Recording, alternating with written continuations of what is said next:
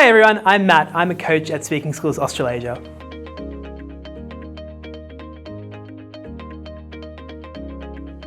So I did a lot of acting and performing growing up, which naturally transitioned itself into debating when I got into high school.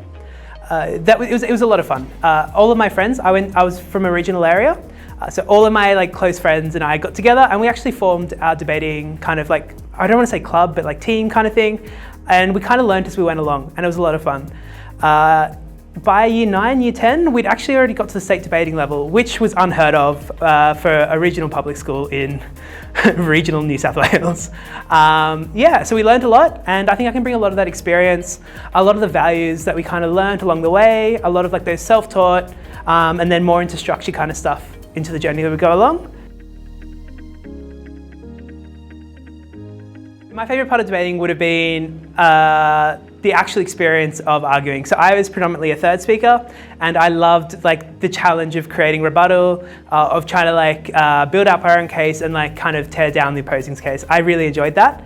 Also, at the time that I was going through, there was a lot of really cool issues that were being debated in the political sphere.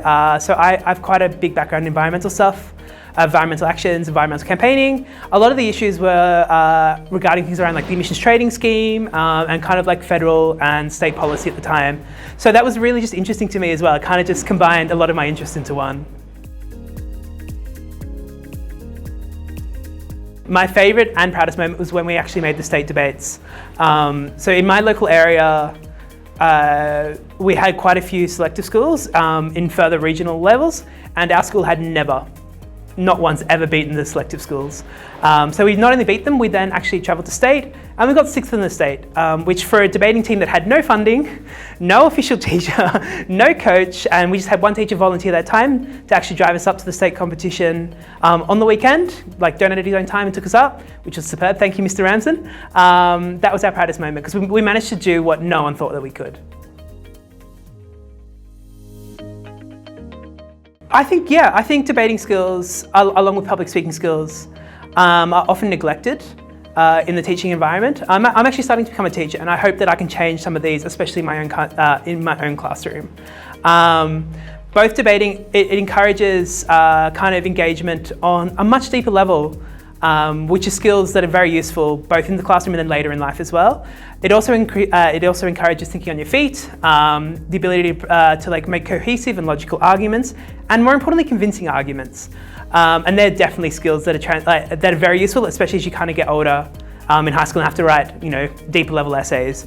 On top of that, just the confidence to speak in front of people is incredibly important. There's almost no job in this day and age that doesn't require some public speaking at something. And as we said, public speaking is not one of those skills that's really encouraged. Everyone gets tested on them, but there's not a lot of how do you actually do it? How do we push past some of your anxiety or fear, or how do we structure it? So that's something to me is really important, and I think debating definitely helps with that.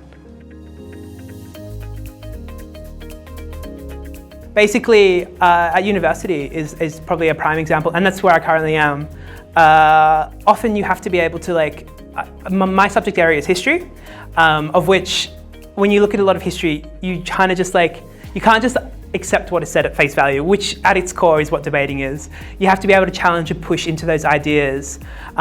So with just my analytical skills, exploring primary sources in history, I think something for that is a prime example of how debating, which doesn't seem like a skill that would help in history, really does, because it forces you to question why? Why is this important, Why am I reading this? Why does this kind of shape the narrative that we're kind of used to hearing? So yeah, I think that's really important. I love working for speaking schools, and it's not just because of the obvious reason that I'm doing a lot of good and helping a lot of children, which as a future educator is kind of one of my driving ambitions in life.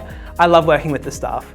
Everyone I've met has been really enthusiastic, really, I hate to use the word cool, but I will because they're really cool, and I love just hanging around with them, and some of them have gone on to become really, really close friends.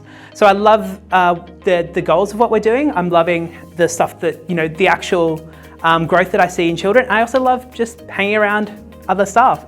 It's really, really fun. I love the kids. So it's incredible, the sort of transformation you kind of see, even sometimes within a couple of hours, of what children, when they're actually properly guided and properly encouraged, can actually achieve. And as I said, this is debating and public speaking skills are really, really important, and they will help in every facet of life. So I think knowing that I'm actually helping children develop a skill which is often neglected, and seeing how they their confidence kind of shine through, and then I see that in their interactions with other students as well. So I think we're not just helping with public speaking and debating, we're just helping them become more rounded and more confident people overall. And to me, that's incredible. I've learned lots. Firstly, I think the most important thing I probably learned is that every child has the potential to grow.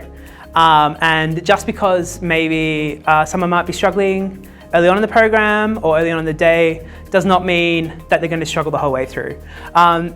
Every student's ability to grow constantly astounds me, and I get such a sense of pride. So knowing that I can make a difference and seeing the differences that can be made, it's not something that unless you're a teacher or a coach, I think you can actually truly understand. It's just something that makes me happy to do. And that's not something I necessarily thought. I thought sometimes, sometimes it could be a bit of a drag, but it's really not. It's a great experience every time. And I always just learn little bits here and there, even of the strangest things. Keeping up with young students' culture is important, and I've learnt lots from them. And I think as much as I've taught them, I've probably learnt from them as well. My top tip is to do as much research as you can. The more research you have, the more information you can draw upon, means you can make more nuanced, more advanced, and more convincing and compelling arguments. It's better to over-prepare in your research and then under-prepare and focus more on writing your speech. Your speech will naturally come, and you will naturally feel confident if you're confident in the information you're presenting.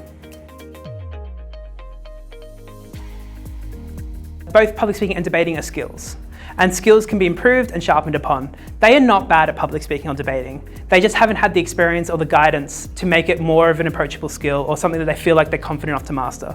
Also lowering the bar of expectations. This is not a school situation. You are not getting graded on your speeches. We're here to help you, and everyone has the capacity to grow in their skills. It doesn't matter how much you hate it, we can help you to love it.